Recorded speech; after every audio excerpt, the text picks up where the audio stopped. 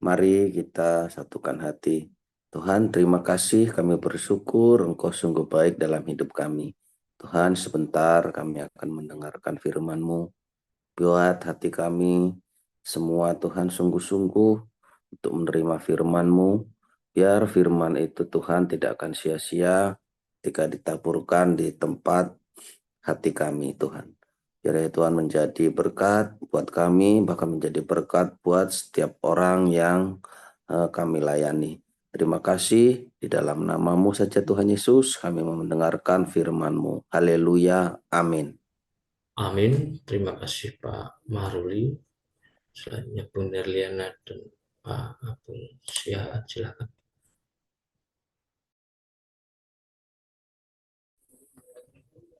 Baik, terima kasih Pak Tomo.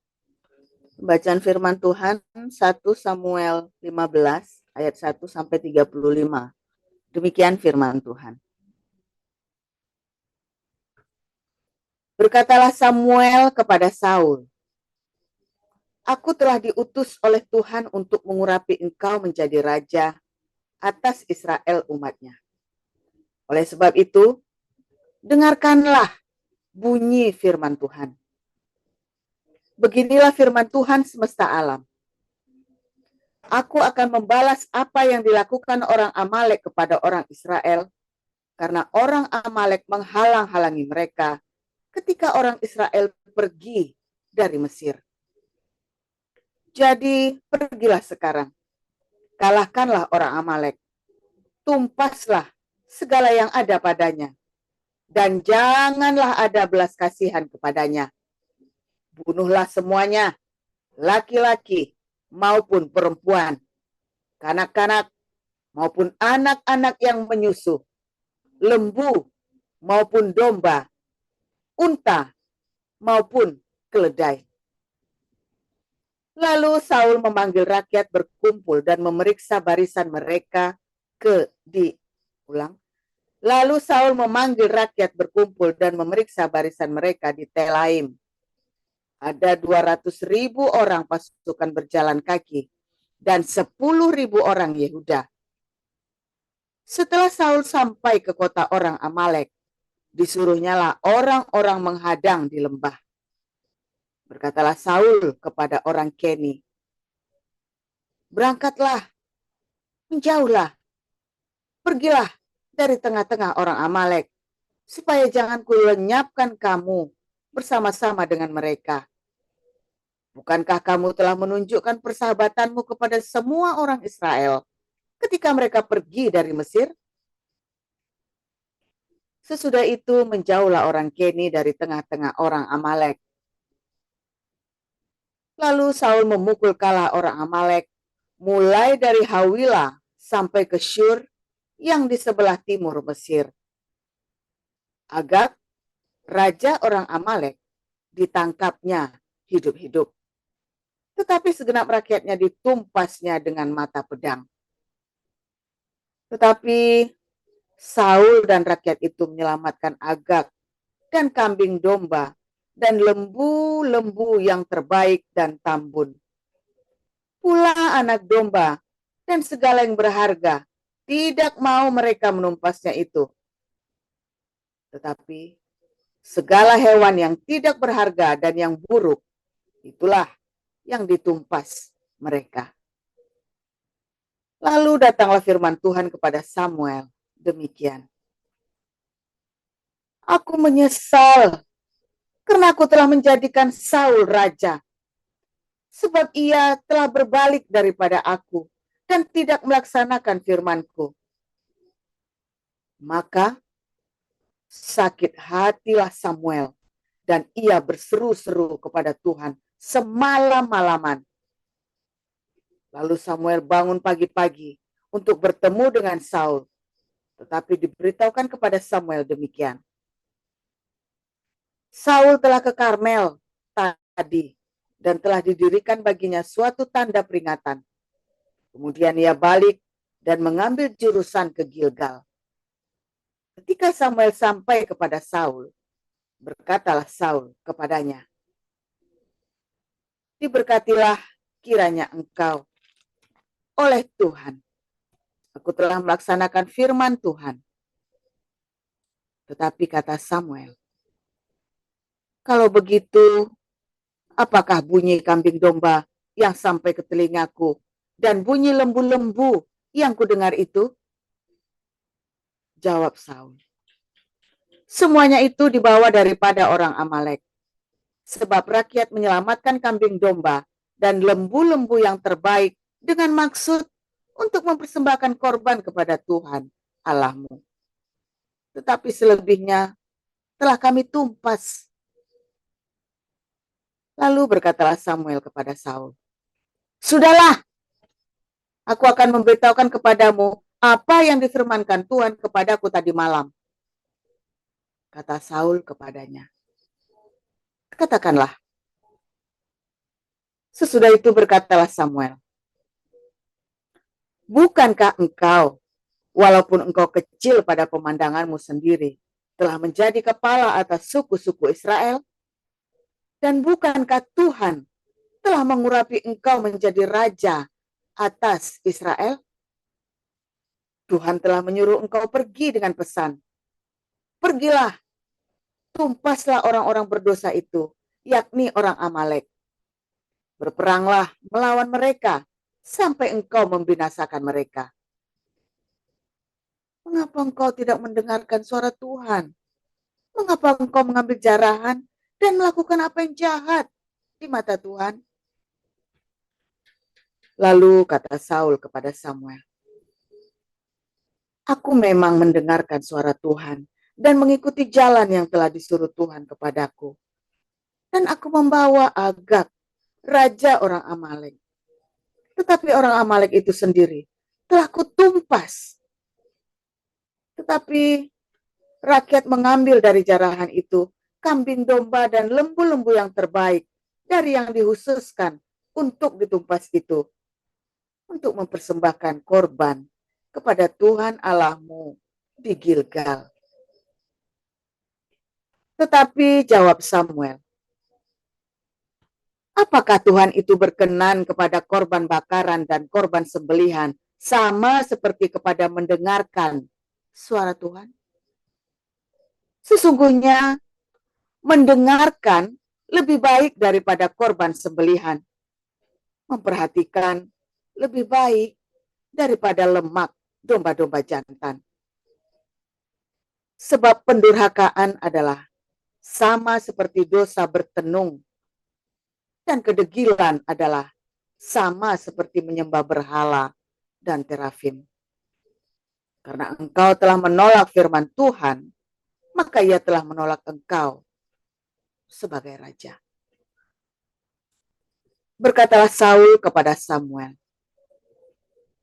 aku telah berdosa, sebab telah kulangkahi titah Tuhan dan perkataanmu. Tetapi aku takut kepada rakyat, karena itu aku mengabulkan permintaan mereka.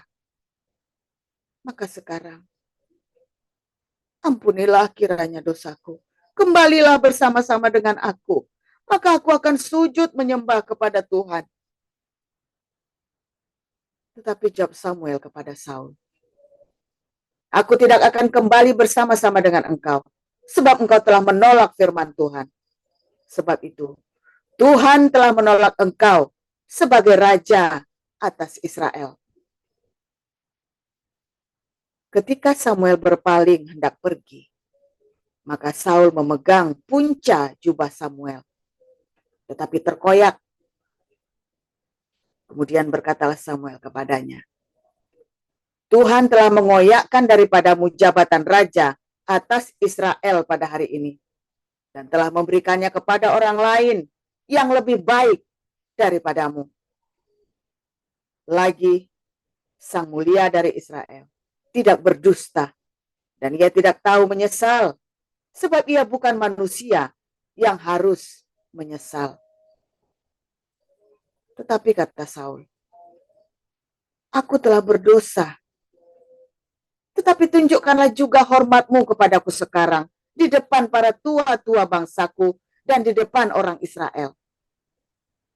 Kembalilah bersama-sama dengan aku, maka aku akan sujud menyembah kepada Tuhan Allahmu.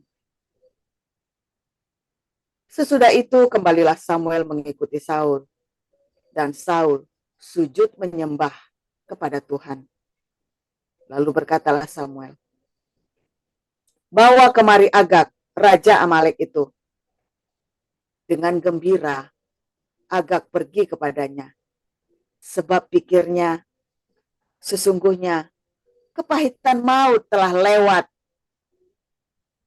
Tetapi kata Samuel, seperti pedangmu membuat perempuan-perempuan kehilangan anak, demikianlah ibumu akan kehilangan anak di antara perempuan-perempuan.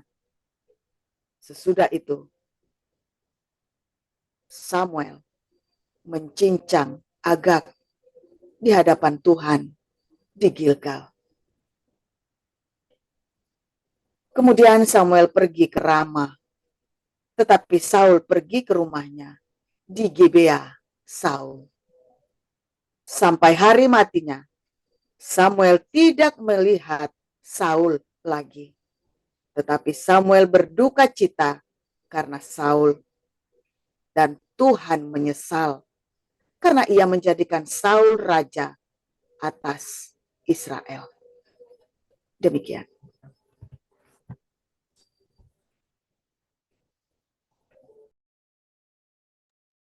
Baik, saya lanjutkan.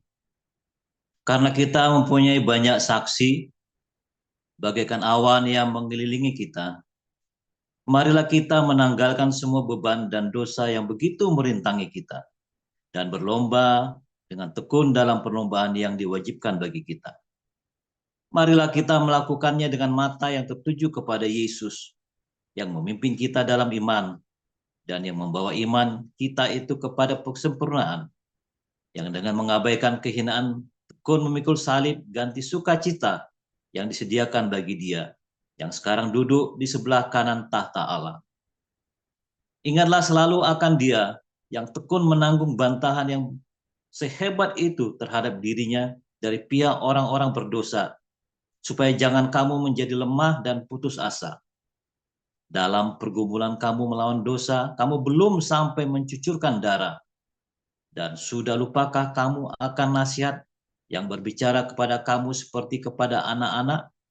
Hai anakku, janganlah anggap enteng didikan Tuhan, dan janganlah putus asa apabila engkau diperingatkannya.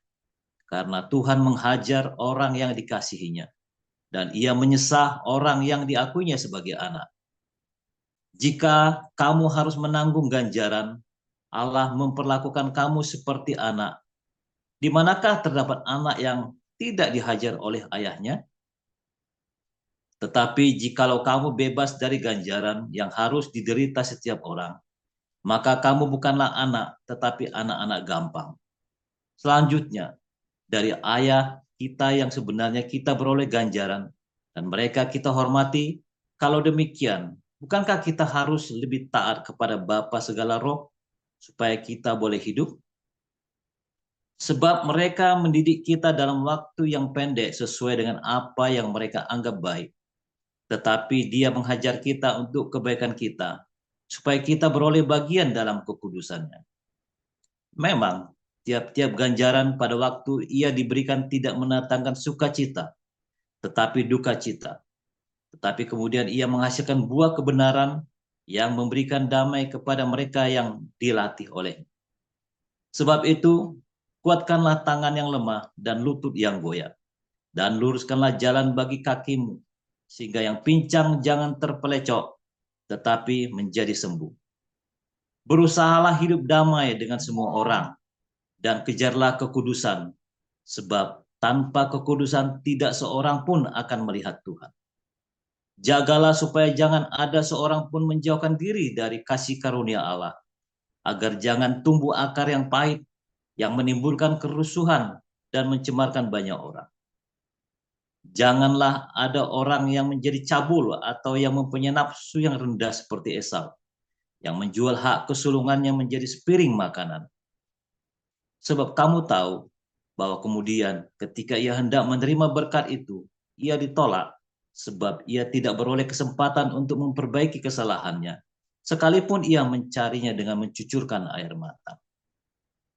Sebab kamu tidak datang kepada gunung yang dapat disentuh, dan api yang menyala-nyala, kepada kekelaman, kegelapan, dan angin badai, kepada bunyi sangkakala dan bunyi suara yang membuat mereka yang mendengarnya memohon, supaya jangan lagi berbicara kepada mereka.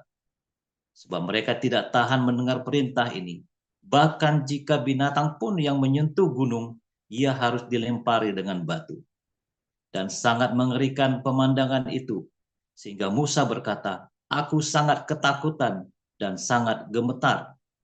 Tetapi kamu sudah datang ke Bukit Sion, ke kota Allah yang hidup, Yerusalem surgawi, dan kepada beribu-ribu malaikat, suatu kumpulan yang meriah, dan kepada jemaat anak-anak sulung yang namanya terdaftar di sorga, dan kepada Allah yang menghakimi semua orang, dan kepada roh-roh orang-orang benar yang telah menjadi sempurna, dan kepada Yesus, pengantara perjanjian baru, dan kepada darah pemercikan yang berbicara lebih kuat daripada darah Habel. Jagalah supaya kamu jangan menolak Dia yang berfirman, sebab jikalau mereka yang menolak Dia yang menyampaikan firman Allah di bumi tidak luput, apalagi kita, jika kita berpaling dari Dia yang berbicara dari sorga. Waktu itu suaranya menggoncangkan bumi, tetapi sekarang Ia memberikan janji, satu kali lagi aku akan menggoncangkan bukan hanya bumi saja, melainkan langit juga. Ungkapan satu kali menunjukkan kepada perubahan pada apa yang dapat digoncangkan, karena ia dijadikan supaya tinggal tetap apa yang tidak tergoncangkan. Jadi, karena kita menerima kerajaan yang tidak tergoncangkan, marilah kita mengucap syukur dan beribadah kepada Allah menurut cara yang berkenan kepadanya, dengan hormat dan takut. Sebab Allah kita adalah api yang menghanguskan. Demikian firman Tuhan. Terima kasih untuk para lektor, Bu Nerliana dan Pak Apul, untuk pembacaan. Dan selanjutnya kita akan bersama-sama mendengarkan firman Tuhan dari Pastor Paul. Silakan, Pastor Paul.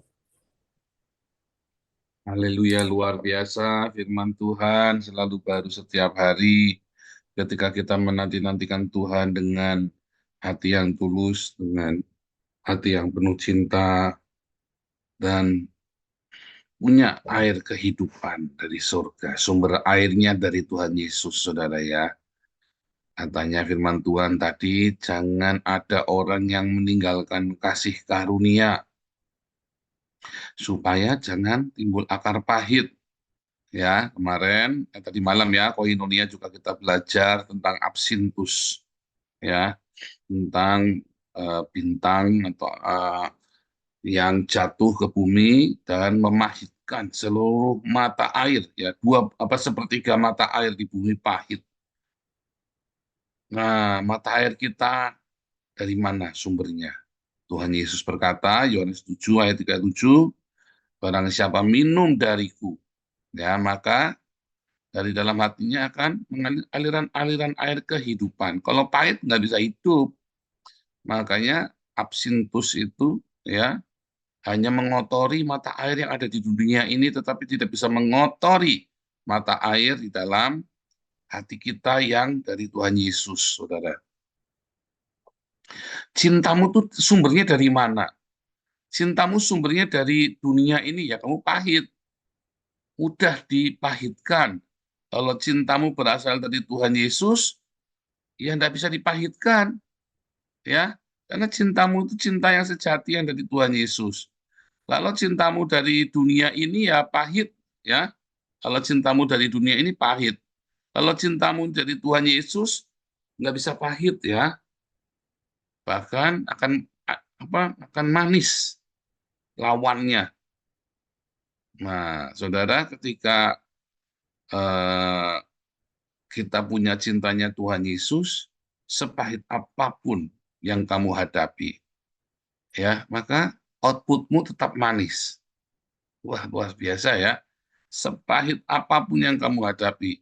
Karena itu masalahnya bukan dari apa dunia ini memperlakukan kamu, bagaimana orang-orang memperlakukan kamu, tetapi bagaimana kita meresponi perlakuan orang itu. Apa yang kita miliki, ya, apa yang ada di hatimu itu, ketika kamu dalam tekanan oleh dunia ini, maka itu yang keluar, saudara. Kalau yang kamu punya itu pahit, ya ketika orang nimba, orang menekan dia lagi nimba, lagi test the water kan, lagi nimba kamu, ya keluarnya pahit. Kalau kamu punya Tuhan Yesus, kamu lagi ditimba, ya keluarnya manis. Ya, itu resepnya, itu hukumnya, simple. Jadi sebenarnya kita ngerti, kita ini punya Yesus apa enggak, dari mana? Dari responnya kita, saudara. Kalau responmu dalam penderitaan, dalam fitnahan, dalam tekanan kamu pahit, kutuk, sumpah serapah, maka hatimu sedang pahit, saudara. Ya, saudara, saya dengan Gilbert pernah terlibat dalam polemik panjang ya, saudara ya, berbulan-bulan itu ya, saling melempar. Kalau saya sengaja ya, saudara ya, saya sengaja membuat polemik karena dia mengatai saya anak iblis. Nah, lalu mengatakan saya ini orang kepahitan, orang yang segala macam ya. Nah, tapi sebenarnya dari cara si Gilbert meresponi, dialah yang kepahitan sama saya, saudara, sebetulnya. Ya, saudara ya. Sampai saya bikin satu video, sampai terakhirnya saya bilang, kasihan juga ini orangnya, Gilbert. Segini loh cara meresponi polemik di media sosial. Tapi akhirnya dia terjebak terus ya, bolak-balik ya, sampai puncaknya dia cium tangannya Yusuf Kala ya. Dia selampokin sampai dia nanti minta maaf sama saya, nanti baru dia beres tuh masalahnya. Beneran saudara, saya nggak bercanda ya. Saya serius itu ya. Kenapa? Karena dia pahit hatinya, dia mudah pahit saudara ya. Di dalam kemakmurannya, dia ternyata rapuh saudara. Hatinya mudah pahit. Kan gampang kan, kita tinggal tes the water saja kan. Ya, keluarnya dia apa? Tapi ketika dia ngatain saya anak iblis, yang keluar ternyata diakonia, yang keluar kita kasih makan orang, yang keluar bercanda semua ya. Semuanya berupa jadi banyolan. Kenapa ya? Karena hati saya manis. Ya, masa-masa pahit itu sudah lewat. Air yang dari sumber yang tidak jelas sudah diganti dengan air yang dari sumbernya Tuhan Yesus. Jangan kamu kira pendeta itu punya sumber yang benar, saudara. Dia tahu banyak teori, tetapi ternyata sumbernya juga akhirnya pahit. Banyak, saudara ya. Kemarin sudah saya contohkan, Hani Christian itu kan evangelis dulu kan. Nginjil dari gereja di Sidoarjo itu ya. Agustan, Yudi Mulyana, itu pendeta-pendeta semua tuh. Apalagi dulu Yohanes Singgi dan Cemumek.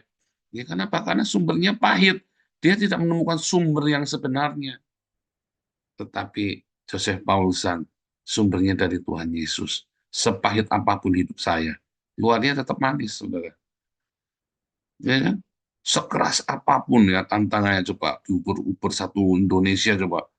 Ya, apakah saya pahit? Ya kan? Enggak. Karena orang yang punya sumber air yang manis,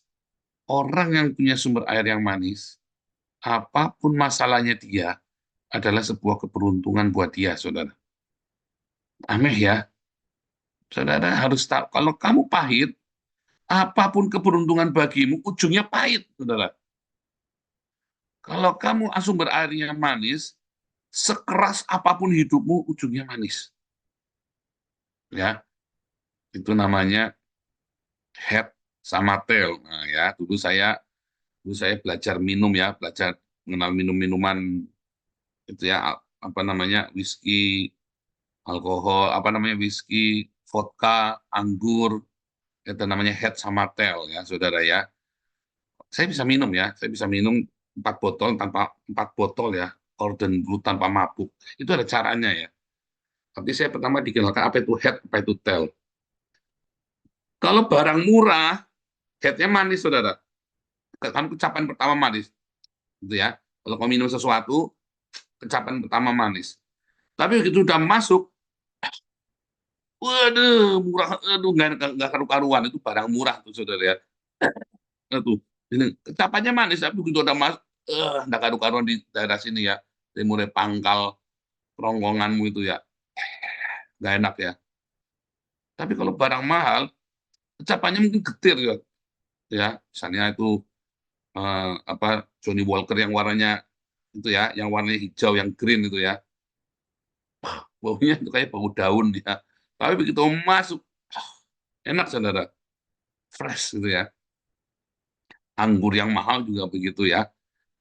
Kecapannya kan kalau lihat anggur-anggur murahan itu ya, harga 10 ribuan itu ya, anggur-anggur murahan itu manis ya, kayak sirup. Ya, begitu masuk ya kayak ini ya, kayak karu-karuan. Jadi kalau kamu beli anggur yang mahal, yang satu botol itu bisa ya misalnya yang 1 jutaan lah ya, jangan terlalu yang muluk-muluk, 1 jutaan lah botol itu ya. Ya dikecap apa namanya, kelihatannya keras tapi di sini enak sekali hangat ya. Enak ya saudara ya. Nah, itu cara minum ya, cara head sama ten. Nah, kualitas ya, kualitas hidupmu saudara. Anggur itu kan kualitas hidupmu. Mungkin kamu banyak terima yang manis dalam kehidupan ini, tapi selalu berujung pahit. Mengapa saudara? Karena mata airmu itu nggak benar. Banyak anak-anak orang kaya kelihatannya ya kaya, anak-anak sukses, tetapi berujung dengan pahit hidupnya, selalu pahit. Saya lihat banyak anak orang-orang yang punya duit ya. Saya pernah ketemu orang di penjara ya, saudara ya. Waktu itu ya, ketemu orang di penjara. Ini anak orang kaya sekali, saudara ya. Ini anak orang kaya sekali, saudara. Di penjara itu katanya ya, dia bisa sewa satu kamar, dia sendirian, ada AC-nya, dia pasang apa namanya, seperti pokoknya TV gede gitu ya. Wah, TV gede ya. Dia masukin TV 50 inch atau apa itu ya.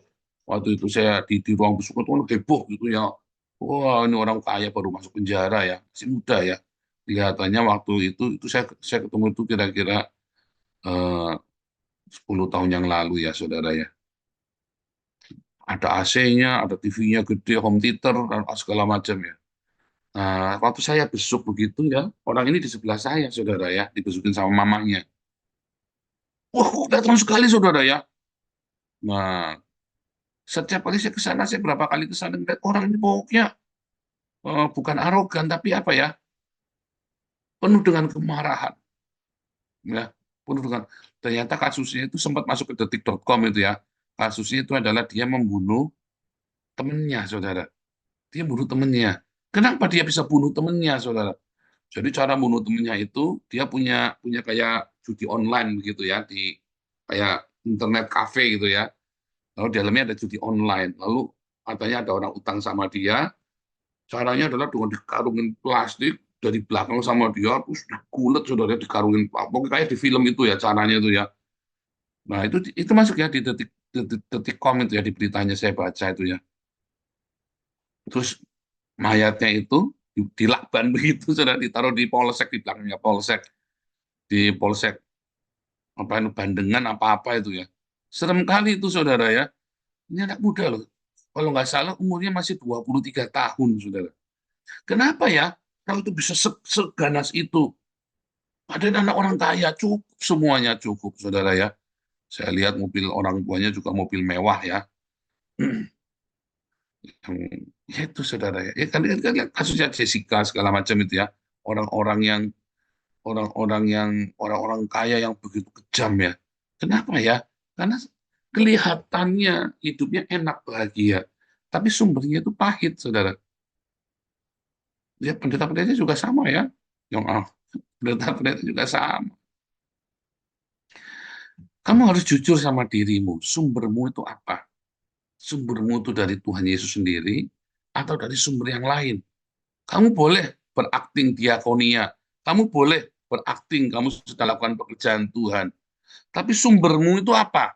Kamu harus jujur. Begitu kamu tahu respon-respon itu nggak baik dalam setiap tekanan, kamu harus cepat datang sama Tuhan Yesus. Kalau perlu puasa. Tuhan, sumberku jelek Tuhan. Kenapa? Mungkin memang sudah ada Tuhan Yesus di situ, saudara. Tapi kamu mata airnya sangat keruh. Kamu harus serahkan sama Tuhan Yesus, dan kamu harus semakin sering, harus semakin kuat berdiakonia, saudara. Supaya itu dikeluarkan terus. Kamu harus sering ditimba. Artinya harus ada tekanan-tekanan. Kayak saya pertama kali dihantam orang ya, dari mulai orang ngomong sedikit aja nyenggol, bisa tak samperin urusan sama saya ruwet siang malam tak kelar-kelar, cariin saudara. Sampai begitu disenggol orang, saya cuma kaget, misuh, anjrit, nah gitu ya. Sampai difitnah, saya cuma bisa nangis karena nggak bisa balas. Sampai difitnah, akhirnya cuma ketawa. Begitu difitnah, pandang-pandangan sama istri saya, ketawa terbahak-bahak, rezeki mau datang. Habis terakhir saya difitnah sama Owen Fang, kita bikin proyek Eropa ya, saudara ya. Ya, saudara ya. Habis kita difitnah sama Owen Fang itu terakhir ya, ingat ya. Semua fitnahan itu ya, kalau airnya kita manis, ujungnya selalu manis. Jangan takut, saudara. Bukan masalah orang datang memfitnah kamu atau merendahkan kamu atau menghina kamu. Tidak ada masalah dengan mereka, setiap tahun, setiap hari mungkin ada orang begitu kepadamu. Dan memang harus ada seperti itu supaya sumber airmu ditimba terus. Yang pahit itu biar keluar semua, yang tersisa yang manis-manis. Saudara, ketika dikatakan di dalam Alkitab Tuhan menyesal, sampai hari ini banyak orang tidak bisa menjelaskan. Saudara, apakah Tuhan menyesal menciptakan manusia? Apakah Tuhan menyesal telah menjadikan Saul sebagai raja? Apakah Tuhan menyesal dengan apa yang ia lakukan, saudara? Enggak, saudara. Tuhan tidak menyesali karena menciptakan manusianya. Ya, katanya Rabai Israel, siapa tadi ya? Bukan, Tuhan tidak menyesali dia menciptakannya. Yang dia menyesal, orang pergi dari kasih karunia-Nya, saudara. Saudara, Tuhan tidak menyesal ketika Tuhan menjadikan Saul menjadi raja. Tapi Tuhan menyesal ketika Saul pergi meninggalkan. Kenapa? Karena itu kehancuran, bukan Tuhan menghukum dia. Narasinya Alkitab. Alkitab adalah sebuah narasi, ekspresi yang sangat antropomorfik, sangat manusia ya dari Tuhan. Ekspresi manusia untuk bagaimana ya manusia bisa mengekspresikan Tuhan yang tidak kelihatan, memanusiakan Tuhan. Maka dibuatlah sebuah narasi Tuhan menyesal. Tetapi Tuhan menyesal bukan karena menciptakannya. Tuhan menyesal ketika ciptaannya meninggalkan dia, sehingga ciptaannya itu terjerumus, saudara. Bukan karena kamu dihukum Tuhan, kamu tuh sial. Tapi karena kamu sedang menghukum dirimu sendiri. Ini ada kasih karunia, ya. Ini ada wilayah kasih karunia. Di situ kamu hidupnya damai. Ya, di situ kamu ada sukacita, ada kelimpahan, ada keberkatan. Tapi kamu tinggalkan kasih karunia itu, saudara. Di sini adalah tempat yang bahaya. Kalau kamu tinggal di rumah, kamu tidak kehujanan. Kamu pergi dari rumah, kamu kehujanan. Salahnya siapa, saudara? Apa salahnya Tuhan? Ini hari hujan 4 derajat, ya minus 4 derajat, udah hampir dingin, hampir beku. Kalau kamu di rumah anget, tapi kamu pergi keluar ya dingin. Apa salahnya Tuhan, saudara? Bukan. Ya karena kamu milih mau keluar. Karena kamu mau milih keluar dari kasih karunia. Makanya kalau begitu kamu hidup dalam apa itu kasih karunia, ya berkat Tuhan. Kamu hidup di dalam perlindungan Tuhan, di mana kalau kamu hidup dengan kasih karunia, bila kamu menyalurkan kasih karunia itu kepada orang lain, begitu kamu stop untuk berkasih karunia, maka kamu keluar dari kasih karunia itu.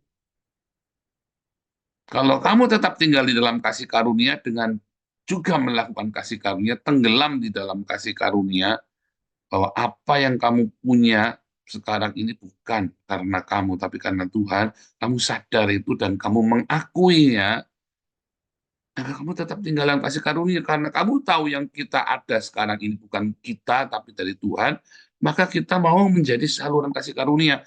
Tapi kalau kamu mendapatkan sekarang hari ini dengan kekuatanmu, dengan ya jeripayamu berdarah-darah, maka kamu tidak akan merelakannya. Makanya banyak pendeta-pendeta di Belanda ini, kalau udah urusan jemaat itu, kayak mau bunuh-bunuhan, saudara. Kalau jemaat pindah gereja itu, kayak mau bunuh-bunuhan ya. pendeta-pendeta Indonesia ini ya, kalau di Belanda ini. Kenapa, saudara? Karena mereka juga mendapatnya juga dari ngerampok gereja lain. Dengan kasar, dengan sambil jelek-jelekin gereja lain. Ya, dengan mendapat isu-isu yang tidak baik, fitnah-fitnah. Sehingga ketika ada jemaat migran dia bisa marah sekali, saudara. Tetapi kalau dia bertumbuh jemaatnya itu karena kasih karunia, ya juga dia juga tahu ya jemaat punya Tuhan. Ya, ada seorang pendeta datang dari Jakarta ketemu saya di Amsterdam ya 5 tahun yang lalu. Lalu karena dia pelayanannya susah, ditolak sana ditolak sini, sama pendetanya lokal pun ditolak, dia ketemu saya, dia ngancam saya, kamu jelek-jelekin saya ya, kamu fitnah saya ya, awas kamu. Saya sudah keluar uang banyak loh, saya gagal ya, kamu akan berhadapan langsung dengan saya. Ya, namanya siapa itu, Suryadi apa siapa itu ya, bekas orang Abalov. Terus saya bilang sama dia, Pak, saya di sini Pak cuma bawa 100 US dollar. Dan saya tinggalnya di Jerman, Pak, bukan di Belanda. Saya di sini hanya dipanggil pelayanan. Waktu itu karena saya memang apply di Jerman ya, jadi saya pun nggak bisa ke sini, Pak. Karena sebetulnya saya ke sini pun saya ribet sekali izinnya, Pak. Mau fitnah kamu, gini saja, Pak. Kalau kamu dari Tuhan, walaupun saya fitnah seperti apa, kamu akan stay di sini, Pak. Kalau kamu bukan dari Tuhan, sekalipun saya tidak fitnah, kamu bisa akan pulang tanpa hasil hancur-hancuran, Pak. Saya ngomong begitu, saudara ya. Saudara, saya yakin saya dari Tuhan, saudara. Saya difitnah orang-orang banyak, saudara ya. Di Belanda sendiri saya pernah difitnah ya. Ada satu orang memfitnah saya sampai suaranya sampai ke Zeeland, sampai ke Amsterdam, sampai ke Denmark, sampai ke Jerman, tuh fitnahnya itu gila, saudara ya. Ya, tetapi nyatanya saya tetap eksis, malah kita tambah besar pelayanan kita di sini, saudara. Kenapa ya? Karena kasih karunia. Kita mah difitnah, diapain, diomongin orang, makanya kita menghindar dari orang Indonesia. Waktu status kita belum jelas, kita orang-orang Belanda bingung kok. Kamu enggak kenal ini, orang-orang tahu saya, tapi saya enggak kenal. Iya, karena saya menghindari orang Indonesia. Supaya saya jangan merepotkan mereka. Supaya juga jangan menimbulkan fitnahan-fitnahan yang lain. Tetapi begitu status saya sudah jelas, saya tabrak semua, saudara, tidak urusan. Saya nggak takut. Nggak takut. Ya kenapa? Siapa yang mau pulangin saya? Siapa yang mau ngapain saya? Mau diapain? Ya bahkan alamat saya di mana? Tak kasih ini alamat saya. Nggak takut. Kenapa? Karena sudah jelas. Saya ada di dalam kasih karunia kerajaan Belanda, saudara. Iya kan? Sudah jelas nggak bisa diapa-apain. Nah sama, kalau kamu sudah ada di dalam kasih karunia Tuhan Yesus, orang mau fitnah kamu, mau maki-maki kamu, mau hina kamu, mau injek kamu, nggak mempan. Yang penting kamu jangan keluar dari situ. Begitu kamu keluar dari situ, ya kamu habis. Kamu fight, berdarah-darah hidupmu. Hidup saya mah nggak berdarah-darah, saudara. Ya dulu iya, karena apa? Salah sendiri berdarah-darah. Salah sendiri, saya tinggalkan kasih karunia.